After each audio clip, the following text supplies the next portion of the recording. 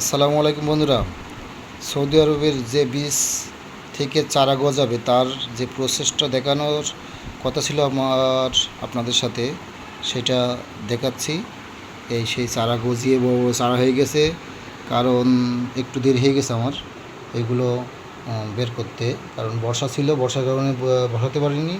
এখন এই পলি ব্যাগ না থাকার কারণে আমি ছোট্ট যে চায়ের গ্লাস সে তার ভিতরে মাটি নিয়েছি, বালি দিয়েছি, জৈব সার দিয়েছি। তার যে প্রসেসটা, কয়েকটা গাছ রোপণ করব এখন ওর ভিতরে। দেখুন চারার যে